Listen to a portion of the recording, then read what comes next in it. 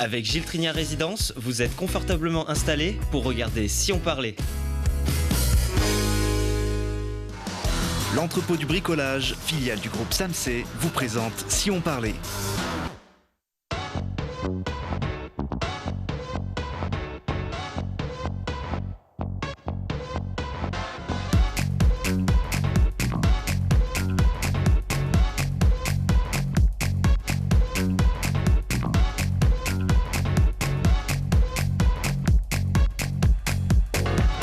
Bienvenue à tous, merci de votre fidélité auprès de ceux qui font bouger le territoire, qui inspirent leurs concitoyens, qui les amusent et qui les font danser. Ce soir, on va surmonter les obstacles de la vie en repoussant les limites. C'est la philosophie d'un paratriathlète et de son médecin neurologue qui viennent ensemble de battre le record du monde de paratriathlon. On peut agrandir le champ musical des possibles, régaler les oreilles d'un son envoûtant, entraînant, qui transmet un message de paix et de résistance. Et on peut grimper aux arbres, c'est permis, c'est même recommandé avec toutes les règles de sécurité et bien encadré. Bien sûr, c'est vous, Pierre, qui allez tout nous dire dans un petit instant. Bienvenue. Merci. Pierre Lebrun, donc, vous allez nous dire pourquoi Bonjour. et comment on grimpe aux arbres à Grenoble. Vous venez de créer un club de bout en branche d'une activité très tendance. Amazir, quel plaisir de vous retrouver ici. Bienvenue. Merci. Musicien, chanteur, compositeur, leader, fondateur du groupe Gnawa Diffusion qui célèbre ses 30 ans. Joyeux anniversaire. Merci. Mathieu Vaillant, vous êtes médecin neurologue au CHU Grenoble-Alpes. Vous êtes un sportif accompli, désormais détenteur du record du monde de paratriathlon. Bienvenue.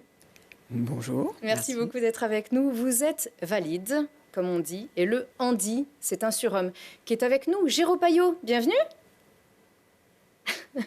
Vous allez bien? On vous entend, Géraud? C'est tout bon? Oui, vous m'entendez? C'est super, ça y est, on vous entend, c'est Bonjour parfait. à tous. Juste alors, à vous, public, je vous laisse imaginer 2 km de natation, 90 km de vélo, 22 km de course à pied, d'un coup, en un jour déjà, bravo. Et Mathieu et Géraud ont fait ça chaque jour pendant 5 jours, 5 semi-Ironman en 5 jours, soit 565 km. Et Géraud est atteint de sclérose en plaques. Si on pouvait faire un triomphe romain, comme on le dit, on le ferait ici. Bravo vraiment à tous les deux. On est déjà très heureux pour vous d'avoir pu réaliser ce défi. C'était du 28 août au 1er septembre. Alors, on a des petites images qui avaient été saisies sur le vif de cette boucle au départ et à l'arrivée de Saint-Malo, en passant par le Mont Saint-Michel. Alors ici, c'est la dernière, justement, on la voit, le 1er septembre. Il y avait beaucoup de joie, évidemment, ce jour-là. Oui, tout à fait. Il y avait plein de joie, exactement. Pas beaucoup de fatigue. Il faisait un temps breton. Il n'a pas fait un temps si breton que ça. Il a fait plutôt assez chaud et beaucoup de soleil pendant 4 jours sur 5. Donc ça, c'est juste le dernier jour où il faisait un peu plus frais et on n'était pas mécontents. J'imagine. Géraud Payot, ça représente l'aboutissement du défi le plus fou que vous vous étiez fixé. Je ne sais pas si c'est le plus fou. En tout cas, c'est vrai que c'était un défi clairement qui était engagé. Donc, c'est un défi soignant-soigné avec Mathieu. Et puis, c'est surtout un défi collectif parce qu'il y a beaucoup de monde qui nous a accompagnés. Mais ça, on va en reparler. Alors, c'est un défi aussi dur. C'est pourquoi? C'est pour repousser les limites de soi et de la maladie aussi? Je pense qu'en fin de compte, c'est pour plusieurs choses. C'est un, pour montrer qu'il n'y a pas de choses impossibles. Souvent, quand on est malade, on pense qu'il y a beaucoup de choses, le monde s'écroule, beaucoup de choses s'écroulent et on pense qu'on va plus pouvoir rien faire. Donc ça, c'est la première chose. La deuxième chose, donc notre défi qui s'appelle Aventure Ustive, du nom de l'association Aventure Ustive IT Soft. L'idée, c'est vraiment de démontrer qu'on peut avoir de la résilience, qu'on peut avancer avec la maladie si on fait ça tous ensemble avec de l'aide. Et ça, c'est vraiment notre message, un de nos messages principaux. C'est de dire le champ des possibles reste énorme. Bien sûr, il faut s'adapter. Je cours plus, je suis en fauteuil pour la partie course à pied, ainsi de suite. Mais on peut faire des choses incroyables et on peut vraiment vivre de belles aventures tous ensemble. Oui, alors tous ensemble, vous l'avez dit, c'est une aventure humaine aussi. Vous n'êtes pas seul? Non, l'idée, c'était en effet d'avoir chaque jour des personnes qui participent sur soit une petite partie du défi, soit une journée complète. L'idée, c'est que des personnes handy ou valides se fixent un objectif. Et en fin de compte, il y a eu plein de défis dans le défi. Chacun à sa mesure, chacun en fonction de ce qu'il peut faire ou de l'objectif qui s'est fixé. Mathieu, vous avez noué une relation qui est très particulière. Vous étiez le médecin Vous l'êtes toujours, puisque aujourd'hui Géraud est à Saint-Malo et vous avez noué cette relation vraiment de médecin à ami. Alors oui, tout à fait. Les relations, elles évoluent du fait de ce partage et de faire un défi comme celui-ci ensemble. Clairement, on peut. De fait, la relation, elle évolue. Après, il reste quand même. Il me reste quelque chose de soignant dans ce défi aussi. Et ça, c'est pas que un choix personnel comme je ferais un autre défi sportif. Donc, il y a aussi cette part de soignant qui reste avec moi dans ce projet. Alors, on va pouvoir peut-être regarder avec vous, Mathieu, justement les images de ce défi qui était incroyable. Donc, c'était une boucle qui partait de Saint-Malo. Ça commence par la natation. Ensuite, c'est le vélo, puis la course à pied, c'est ça? Exactement. On partait de Saint-Malo. C'était un départ à 6h30 dans la piscine de Saint-Malo. On faisait 1,9 km de natation. Voilà, donc c'est sur une piscine de 50 mètres, ça fait 38 allers-retours, 38 traversées, pardon. Voilà, ensuite on partait pour 90 km de vélo, donc les premiers 45 km pour aller jusqu'au Mont-Saint-Michel. On faisait demi-tour au Mont-Saint-Michel et on revenait à la piscine de Saint-Malo. Et ensuite, on partait pour un semi-marathon. Donc Géraud en fauteuil de course et moi en course à pied classique dans Saint-Malo. Mais vous êtes un triathlète au départ ? Non, pas du tout. Je suis un sportif amateur. C'est le plaisir. Voilà, j'ai toujours aimé faire du sport, surtout du sport plaisir. L'objectif étant de faire une activité avec des gens qu'on apprécie, parce que c'est des moments de partage et que c'est ça qui est important. Alors après, oui, là, c'est un défi un peu hors norme. Oui, mais il y a d'autres moments de partage que d'enquiller 565 km en 5 jours. Mais néanmoins, ça forge aussi des relations absolument uniques aussi. Oui, clairement, c'est que il y a des difficultés. On va pas dire que c'est tout simple de partir sur plusieurs jours, parce qu'au départ on savait pas combien de jours on ferait de semi triathlon longue distance. On partait pour un minimum de 3 jours et l'objectif c'était d'aller au plus loin qu'on puisse sans se faire mal. Le record précédent, il était de 3 jours ? Non, il n'y avait pas de record en fait. Il n'y avait pas de record fixé. Donc nous, on s'était fixé un 3 jours idéalement. Et puis après, on a avancé progressivement. Et ça a été de la discussion ensemble de savoir jusqu'où on va. L'objectif étant de garder toujours du plaisir et de ne pas se faire mal. Alors, avant de retrouver Géraud, justement, dans un instant, je voudrais qu'on refasse un petit point sur la sclérose en plaques. Vous exercez au CHU Grenoble-Alpes, donc en neurologie. On peut rappeler ce que c'est que la sclérose en plaques ? Oui, tout à fait. Alors, la sclérose en plaques, c'est une pathologie inflammatoire du système nerveux central, c'est-à-dire du cerveau, de la moelle épinière.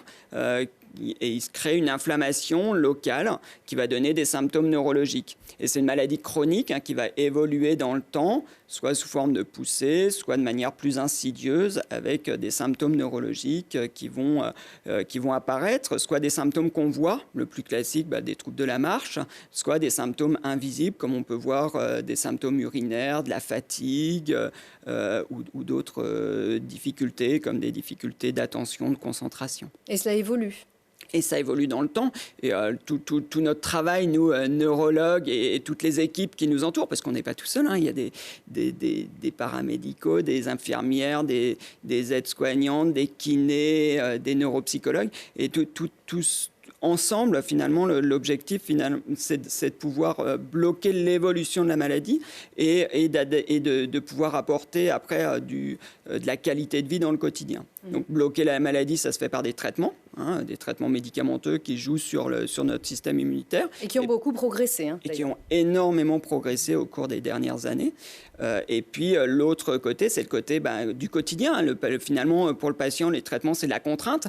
Et puis à côté, il y a tout le quotidien. Et le quotidien, c'est finalement, c'est comment je m'adapte dans ma vie de tous les jours, comment je vais travailler, comment je vais faire du sport. Mais il y a aussi pas que le sport, là on parle du sport aujourd'hui, mais il y a les activités artistiques, la photo, ça peut être plein de choses. Et ça c'est essentiel parce que ça c'est le quotidien du patient. Je profite de votre venue, beaucoup vont vous reconnaître puisque Télé Grenoble est beaucoup regardé au CHU et notamment en neurologie. Et j'en profite pour saluer vraiment tout ce personnel médical, paramédical, comme vous l'avez dit, qui font un travail absolument exceptionnel. Géraud, on vous retrouve. Vous étiez un sportif avant d'apprendre que vous étiez atteint de cette maladie? J'étais un sportif du dimanche. J'aimais bien faire un petit peu de sport comme ça, mais jamais au niveau, ou en tout cas dans les conditions où je le pratique aujourd'hui. Et désormais, c'est une nouvelle vie. En fait, vous n'aviez pas appréhendé la pratique extrême. C'est un sport extrême, tout de même. Ouais, j'avais pas appréhendé ça. C'est un sport extrême, ceci dit, le triathlon. J'ai fait mon premier triathlon il y a 2 ans, donc c'est tout récent. Par contre, je me suis beaucoup entraîné, et physiquement et mentalement. On parle souvent du physique et on oublie que c'est aussi avec le mental qu'on arrive au bout de ce type de projet, avec le mental et le collectif. Donc c'est ça qui est un petit clin d'œil amusant aussi, c'est de dire c'est une nouvelle vie. J'avais jamais fait de triathlon avant d'être malade, donc c'est une nouvelle vie, c'est des nouveaux sports pour moi, et on peut se lancer plein de défis comme ça. Le principal, je pense que c'est, pour rebondir sur ce que disait Mathieu, c'est d'avoir du plaisir dans ce qu'on fait. C'est-à-dire que, bien sûr, le sport, je pense que c'est un très bon véhicule, puisque c'est collectif, puisqu'on fait ça ensemble, puisqu'on peut se fixer des objectifs. Mais toutes les autres activités sont aussi importantes. Et l'idéal, je pense, quand on a une maladie chronique, c'est vraiment de trouver une activité qui nous plaît et qui fait qu'on va vraiment y aller de manière régulière, prendre du plaisir. Et ça va nous permettre de sortir un petit peu de cette bulle médicale permanente. Et les effets sur le corps, vous les avez sentis, le corps et le mental, bien sûr, vous les avez sentis immédiatement? Clairement, je pense que c'est un cercle vertueux dans lequel ça me permet de m'inscrire. C'est-à-dire que ça me permet de conserver et voire de développer certaines fonctions du corps. Ça me permet de développer le mental, qui va aussi m'aider après dans la gestion au quotidien de ma maladie, que ce soit pour des traitements bien particuliers, pour la gestion d'un certain nombre d'aspects, comme pourquoi pas les douleurs avec de l'auto-hypnose, un certain nombre de choses. Donc c'est un cercle vertueux qui me permet de continuer à avancer, de rester dans le collectif, puisque j'ai arrêté de travailler il y a maintenant 5 ans. Et donc c'est aussi quelque chose d'important de continuer à avoir une place par l'associatif, de faire des choses, de rencontrer du monde et de vivre des choses incroyables, parce que finalement, j'aurais jamais vécu tout ça si j'avais pas été malade aussi, pour voir le verre à moitié plein. Il faut aussi voir la vie comme ça, bien sûr. Justement, alors pendant qu'on va voir des images de vous et d'un triathlon de l'année dernière, en 2021 aussi, qui est très, avec des images qui sont très fortes, et notamment sur cette fameuse relation humaine. Mathieu, c'est quelque chose que vous recommandez bien sûr à chacun de vos patients. Encore faut-il en avoir cette volonté, ce courage. C'est une maladie qui est très lourde à supporter. Oui, tout à fait. Alors ça, c'est aussi tout ce qu'il faut à nous, médecins et soignants, de changer le regard sur la maladie. Ça, c'est un point essentiel. Après, l'activité physique, très clairement, on la valorise, et je peux que favoriser cette activité physique pour tous mes patients. Il faut qu'elle soit adaptée, clairement. On ne peut pas tous aller faire 5 jours de triathlon longue distance, et ce n'est pas l'objectif. L'objectif, c'est de faire une activité, de se remettre en mouvement, de reprendre finalement, son corps, et de reprendre le contrôle de son corps. Et puis ça permet aussi d'aider à gérer au mieux sa fatigue, qui est très présente dans la sclérose en plaques. Donc oui, pour tous les patients que je suis, je favorise et je valorise l'activité physique. Oui, très clairement. Et c'est sûr que Géraud ne nous dira pas le contraire. D'ailleurs, Géraud, vous dites que la maladie, elle vous accompagne, vous la tutoyez même. Oui, je dis souvent, c'est un petit peu comme une coloc, quoi. On vit ensemble, c'est une coloc au long cours, parce qu'on peut pas changer de coloc en cours de vie. Et donc l'idée, c'est de voir comment est-ce que, au mieux, on va arriver à vivre ensemble. Elle est là, elle est présente. Une fois qu'on a accepté cet aspect-là, se dire, tiens, comment est-ce qu'on va avancer ensemble, dans tous les différents aspects de la vie. Mais on parle du malade, mais on peut parler des aidants qu'on oublie souvent autour. Et les aidants, pareil, ils ont un certain poids à apporter. Donc, c'est comment est-ce qu'on travaille tous ensemble, aidants, malades, soignants au sens large, associatifs, pour tous ensemble avancer au mieux et continuer à vivre ce qui est le plus important pour nous, quoi. Mhm. Un nouveau défi aussi. Puis, je crois que vous lancez un défi pour chacun des malades qui nous écoutent. Un défi sportif. Un défi sportif, moi je pense que voilà, ce qu'il faut, c'est trouver un défi, un objectif en fonction de ce que vous voulez faire, qui vous tire un tout petit peu vers le haut, mais qui reste accessible. Comme dit Mathieu, il faut surtout pas aller se casser ou quoi que ce soit. Et donc le principal challenge, on va dire, c'est d'apprendre à vivre avec cette maladie. On peut faire des choses incroyables, on peut vivre, on peut avoir des rêves, les réaliser. Et c'est vraiment le message de fond qu'on veut porter tous ensemble et que Mathieu et le reste de l'équipe soignante de Grenoble m'aident à porter de manière régulière. Donc c'est juste un message de vivez, quoi. Profitez de l'instant présent. Merci, on va retenir votre leçon à nous, à vous aussi pour l'appliquer à nous, chacun à notre échelle. Merci beaucoup, Géraud. Mille et un bravo encore. Et on espère vous retrouver pour de vrai. Hein, revenez à Grenoble quand même. Merci. À très bientôt. Merci d'avoir été avec nous. Mathieu, bien sûr, vous restez encore avec nous. On va maintenant nous faire du bien aux oreilles et aux consciences avec une pépite de la scène locale, nationale et internationale.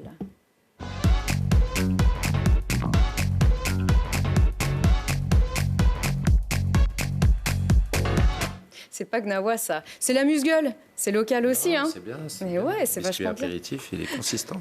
Exactement. Amazir Kateb, immense artiste. Vous chantez, vous composez. Vous avez créé le groupe Gnawa Diffusion en 1992, 30 ans déjà. Un groupe métissé qui cultive avec vous vos racines algériennes, basées sur l'africanité du Maghreb. C'était quelque chose de très important pour vous, ça ? Oui, en fait, j'avais besoin déjà, j'avais besoin de me retrouver dans quelque chose qui me ressemblait, parce que je me suis retrouvé en exil à 16 ans. Et il m'a semblé que même l'identité algérienne, au sens où on me l'avait inculqué à l'école algérienne, me semblait aussi étriquée finalement que l'exil. Et donc, ça m'a semblé plus aisé, ou en tout cas plus simple pour moi de me réinstaller dans une identité composite, donc choisie quelque part, avec un tri personnel de ce que j'avais envie de garder, de ce que je n'avais pas envie de garder, et puis surtout de ce que j'avais envie d'intégrer comme socle identitaire et comme élément de revendication identitaire. Et effectivement, je me revendique d'abord comme africain, avant de revendiquer d'autres choses peut-être plus serrées, mais... Ouais. Voilà. C'est une réflexion, vous avez donné à ces inspirations et à ces réflexions, à ces cultures, un son d'abord rock, raï, berbère, punk aussi, un petit peu. Au départ, qui a séduit immédiatement un grand public. Là, on va vous voir en 97. Vous imaginiez à l'époque, là, avec vos cheveux longs, c'était déjà un gros succès quand même, tout le monde vous connaissait déjà. Vous imaginiez porter encore vos inspirations 30 ans après ? Non, je pensais pas du tout que ça allait durer. Ça, c'est 97, ça. C'est 97, juste, j'ai trouvé ça sur une plateforme de vidéos très connue. Ouais, c'était... vous vous reconnaissez ici ? Ouais, je me reconnais. Mais nous aussi, on vous reconnaît bien, et vous avez bien évolué.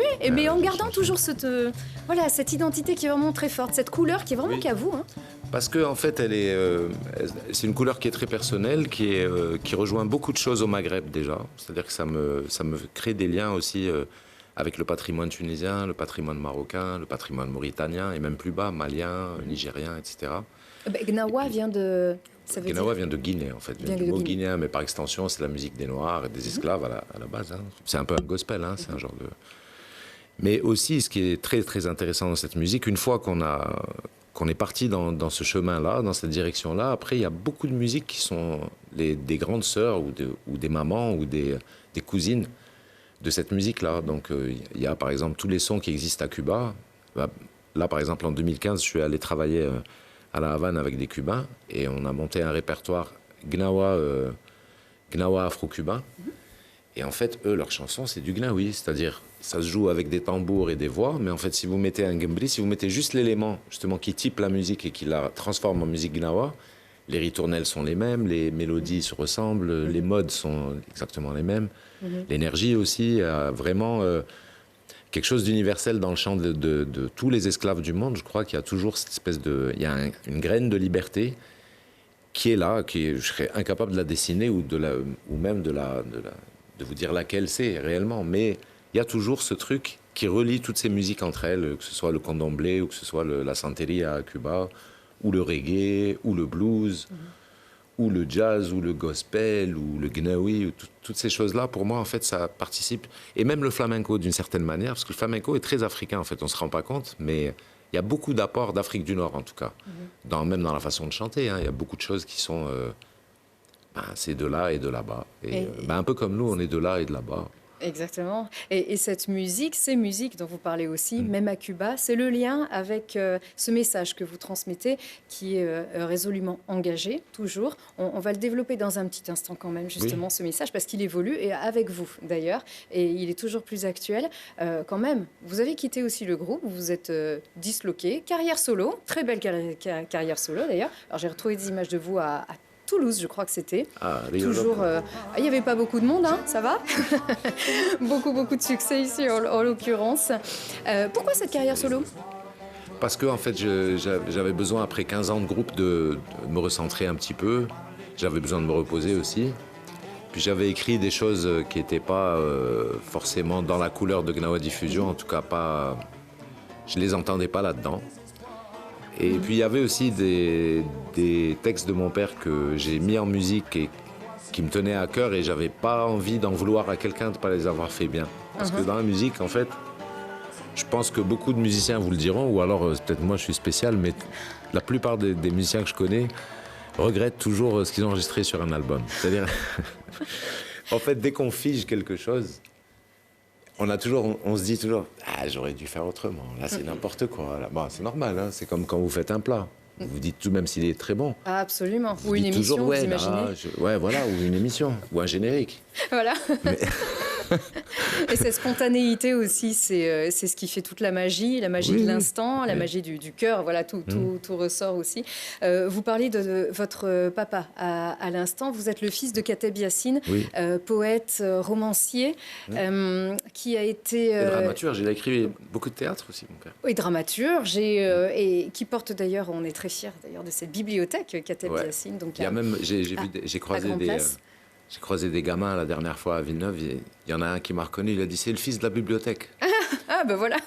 Je suis fils de bibliothèque. C'est toujours ça. Il y en a d'autres, c'est les rues, les bibliothèques, les boulevards. Tant mieux si c'est une bibliothèque. Non, c'est bien. Ça va donner lieu à de nouvelles expressions. Ton grand-père le livre. C'est ça, de toute façon. Ça, on dit souvent qu'une personne âgée qui disparaît, c'est une bibliothèque qui brûle. Qui brûle, exactement. Et alors, votre père n'est jamais vraiment disparu avec ses écrits. Il a été le premier, vous nous confessiez, à l'époque justement, vous nous aviez dit que c'était le premier à avoir écrit que l'Algérie était française en pleine guerre d'Algérie. Donc, elle n'était pas française. Qu'elle n'était pas... Oh le lapsus, que l'Algérie n'était pas française, en plein combat très sanglant, justement, en pleine guerre d'Algérie, secouant vraiment les consciences, en ayant le courage de l'écrire et d'une manière toujours très poétique. Oui, en fait cette phrase, c'est presque une citation de lui. C'était un moment où on lui demandait pourquoi il avait écrit Nejma, et il avait dit, j'ai écrit, pourquoi vous écrivez en français et pourquoi vous avez écrit ce roman. C'était ça la question. Et il a dit, j'ai écrit Nejma en français pour dire en français aux Français que je ne suis pas français. Et dans un français sublime en plus. Oui, en plus il y a tout l'aspect de l'écriture, mais je crois que c'est quelqu'un qui a d'abord sublimé la langue française à l'école française, puisqu'il a eu la chance d'aller à l'école française en Algérie. Donc il a vécu une espèce de fracture, puisque lui-même, ses camarades de classe, moi, mon grand-père était avocat, donc il avait les moyens de payer l'école française à son fils, mais ce n'était pas le cas de tous les Algériens. Donc quelque part, mon père a été finalement privilégié de pouvoir bénéficier de cette éducation-là. Et c'est vraiment l'amour du français, je pense, qui lui a donné la haine du colon. Je pense vraiment que c'est lié. C'est intime. L'amour même de la Révolution française, l'amour de cette histoire-là, c'est ce qui lui a donné la haine de la colonisation. Mais vraiment, c'est-à-dire il y a une véritable symétrie là-dedans, et dans son œuvre, et dans sa personnalité, et dans sa radicalité aussi, parce que c'était pas un tendre, hein, c'était pas facile. Oui, et ça, vous le portez dans votre sang le porte, ici bien aussi. sûr, parce que vraiment cet engagement contre toutes les formes de colonialisme aussi. Bien sûr. Le Parce que ça perdure, ça colonialisme continue. moderne, Oui. toute forme de soumission. Technologique, le colonialisme médical, ça existe aussi. Il y a toute forme de colonialisme, toutes sortes de systèmes de domination qu'on met en place et qui se mettent en place par-dessus nos têtes actuellement, on les voit bien. Vous voyez bien comment on peut dominer les gens avec le prix d'électricité, on peut dominer les gens avec la peur d'une maladie, on peut dominer les gens avec un vaccin obligatoire, on peut dominer les gens avec 1000 trucs. On ne se rend pas compte à quel point on est sujet à la domination et finalement à la prison, à une forme de prison sociale. On a intérêt à être vigilant, parce qu'on est dans une époque vraiment où on va nous code-bariser et nous QR-codiser à souhait. Je pense qu'on vit une époque, en tout cas, qui inquiète beaucoup de gens et qui n'est pas normale. Il y a beaucoup de choses qui ne sont pas normales. Par exemple, je ne sais pas, moi je suis arrivé ici il y a 34 ans, j'ai jamais entendu des discours aussi purs que ce que j'ai entendu sur les Russes dernièrement. Des discours russophobes. Pourquoi devenir russophobe ? Il y a une guerre déjà qui ne concerne pas la France en réalité.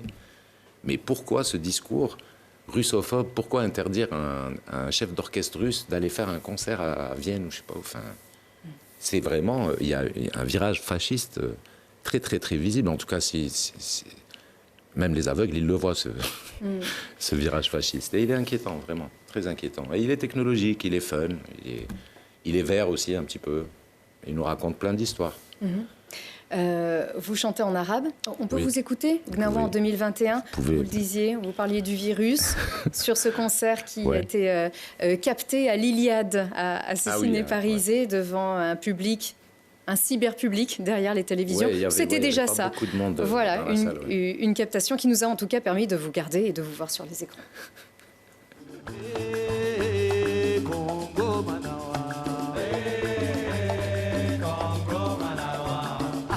Sudan Congo Manawa Congo Manawa Aya babi Fulana Congo Manawa Congo Manawa Congo Bacheche Congo Manawa Congo Manawa Congo Manawa Congo Manawa Congo Manawa Congo Manawa. Et vous avez renforcé cette culture africaine, comme on le disait, afro-algérienne au fil de l'évolution de Gnawa et jusqu'à notre époque aujourd'hui.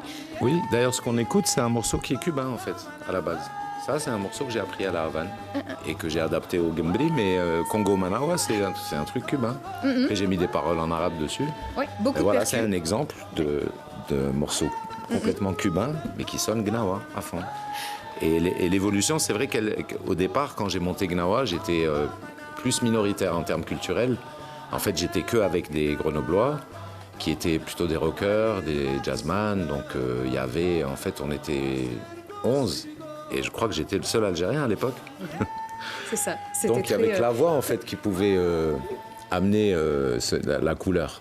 Alors, très mélangé, vous le dites, mais ce qui a fait aussi la force de Gnawa aussi, c'était, vous avez dit, on s'est formé sur la base d'une confrontation d'idées. Ah oui. C'est-à-dire, on n'est pas tous nés pareils, on ne pense pas tous pareil. On sent pas le rythme pareil aussi, des fois. Mais on fait de la musique ensemble. Oui. Bah oui, mais c'est ça, d'ailleurs, je pense que c'est ce qui m'a donné aussi envie de batailler, ça m'a donné faim, en fait, d'avoir autant de confrontations avec les gars avec qui je travaillais, parce qu'ils venaient tous de musiques différentes, donc ils avaient tous des idées d'arrangement différents. Moi, j'avais 20 ans, moi, quand j'ai monté Gnawa, j'avais pas une expérience phénoménale de la musique, à part ce que mes oreilles avaient entendu. Donc, j'osais pas trop la ramener, et en même temps, j'allais pas me taire non plus. Donc, il y a eu une recherche d'équilibre et une recherche de mode de langage aussi. Et puis aussi, j'ai appris le silence, en fait, tout simplement. J'ai appris que parfois, pour se faire entendre, vaut mieux se taire. Parfois, il y a des silences qui disent plus que beaucoup de mots. Et j'ai appris à me taire avec eux. Et puis après, j'ai appris à leur parler. Et maintenant, Des fois on se tait, des fois on parle. Et des fois on joue, et on joue beaucoup pour les 30 ans, alors vous allez... Eh ben, écoute, il y a une petite tournée, ça a du mal à reprendre quand même après les 2 ans là, de blackout culturel en tout cas. Il y a beaucoup de festivals qui ont périclité, il y a plein de salles qui ont moins d'argent, enfin, etc. Même les gens, hein, il y a plein de gens qui se retrouvent au chômage, donc les salles sont... Je sais que le début de la reprise, qui n'est pas cette rentrée, mais celle d'avant, c'était morose, mais c'était pas spécialement mes échos à moi, mais de la bouche d'autres gens du métier. Les salles à moitié vides, les festivals qui n'arrivent pas à se monter ou qui se cassent la gueule à la dernière minute. Donc on fait bien passer le message ici, on vient profiter aussi Oui, de vos oui. concerts. Un album ? Oui, il y a un album pareil qui a été aussi qui a été retardé, mais qui est en Qui est bonne très bien, voie. celui-là, vous en êtes content. Ben, il n'est pas encore figé, donc Oui, j'en suis justement. content. D'accord. Non, je Quand suis il pas- sera figé, on se dira mince. En on fait, il n'est récupère. pas complètement fini. Il y a 6 titres qui sont enregistrés, dont 1 ou 2 qui sont mixés. En fait, un qui est fini d'être mixé et un autre qui va être remixé. Donc il en reste 4 à mixer et masteriser sur 6. Et il y a encore 6-7 titres à enregistrer voilà, dans la foulée, là, j'espère, d'ici le printemps pour la primavera. Oui, et ben Gnawa plus vivant que jamais, et notamment sur notre antenne. On aura le plaisir aussi de vous retrouver sur notre antenne avec un petit morceau que vous allez interpréter ici. Merci beaucoup. Merci à vous. Vous aviez le droit de grimper aux arbres ou pas quand vous étiez Oui, moi petit? j'ai fait Ah, ça. Moi j'ai grandi à Alger derrière une forêt de 40 hectares. Ah bon, bah alors, d'accord. Alors, je grimpais beaucoup au pin d'Alep et je me retrouvais avec plein de résine sur les habits, sur les... Ça s'enlève pas en partout, plus. hein. Ça part pas en plus, c'est infernal. Non, les arbres, je connais bien. Eh bien, on y va tout de suite dans les arbres avec Pierre. Et c'est nouveau.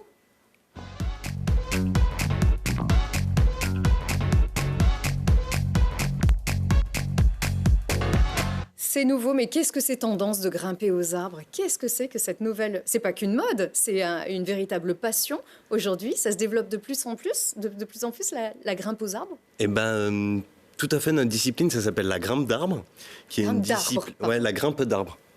Et c'est une discipline qui existe depuis une petite trentaine d'années. Et l'idée, c'est d'emmener les gens découvrir les arbres avec différentes techniques de grimpe, en toute sécurité. Et, Donc c'est un sport ou pas? c'est un sport. Nous, en tant que professionnels de la discipline, on est des éducateurs sportifs. Donc on est des éducateurs ou éducatrices grimpe d'arbres, diplômés de jeunesse et sport, comme chaque discipline. Maintenant qu'on encadre la natation, le ping-pong ou le vélo, ou là, la grimpe d'arbre en l'occurrence, on est des éducateurs de jeunesse et sport. D'accord. Alors, il faut être équipé, forcément, avec un baudrier, avec... c'est pas de la grimpe d'arbre sur le tronc et puis hop, on vous laisse en haut. Non, c'est un équipement qui est très, très sécurisé. Oui, tout à fait. Là, on peut le voir dans les images, là, justement, dans ce beau tilleul dans le parc des Trois Tours. Il est ancien, celui-ci, donc il ouais. est robuste. Ah, bah, dans les villes, on a des beaux arbres. On a la chance d'avoir un beau patrimoine arboré. Et alors là, le but, c'est quoi? C'est que on grimpe à la corde, on grimpe au tronc. Alors là, la technique que nous voyons, c'est une technique où on est en autonomie sur notre corde. Donc oui, tout à fait, comme tu le disais, on est en baudrier, on a des cordes et là, comme vous le voyez, ils sont chacun sur sa corde, donc libres d'évoluer, de grimper à la hauteur à laquelle ils ont envie de grimper, que ce soit au haut ou pas. Et puis bien sûr, après, c'est en fonction des essences et en fonction des arbres. Soit on va dans des grands séquoias de 40 mètres ou là dans le tilleul où on est à 15 mètres à peu près. Et après, ça se décline. Là, dans les images que vous avez vues, les enfants, ils étaient en train de prendre le goûter dans les arbres.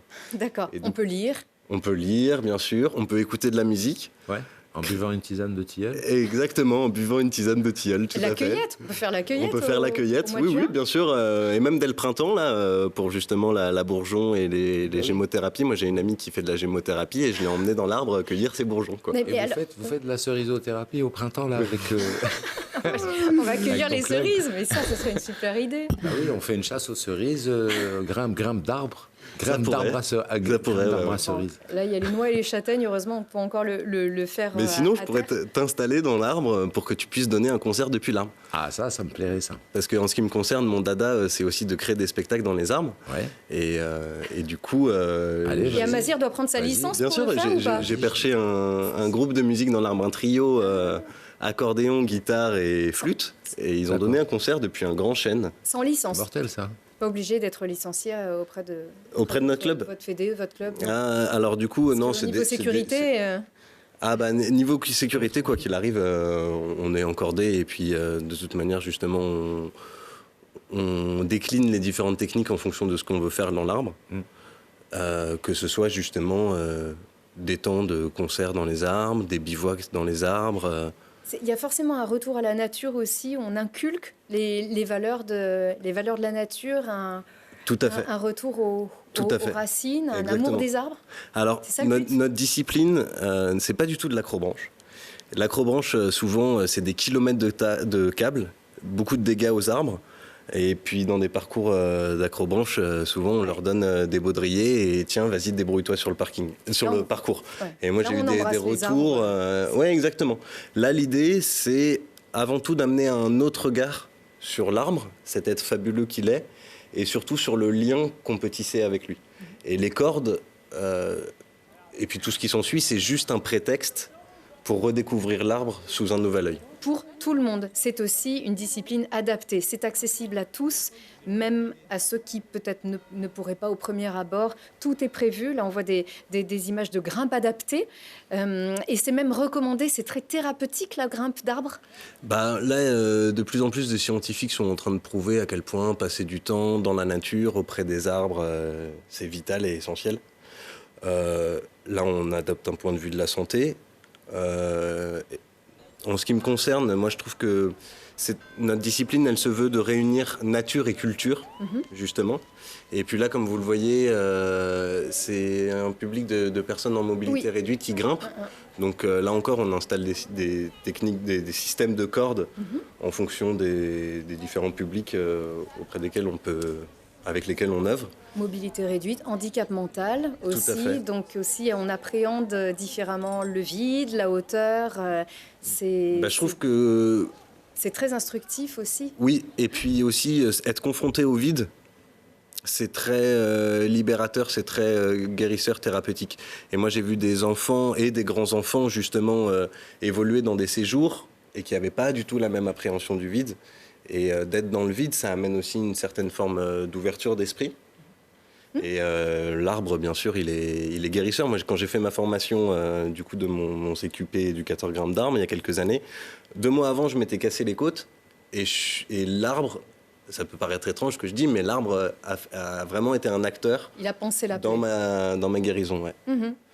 On peut s'inscrire encore aujourd'hui, votre club est nouveau, de bout en branche. Bien sûr. Alors nous, on est une association justement de chimpanzés professionnels.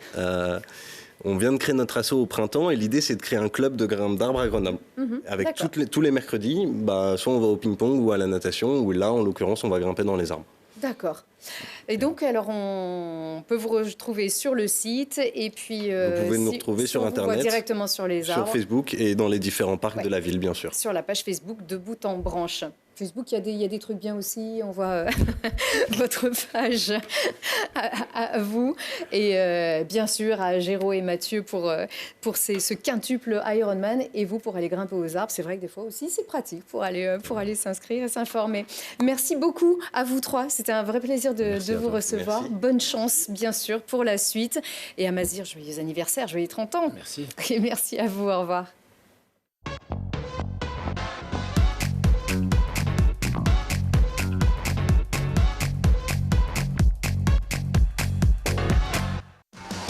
L'entrepôt du bricolage, filiale du groupe Samsé, vous a présenté Si on parlait. Vous avez profité de Si on parlait avec Gilles Trignat Résidence.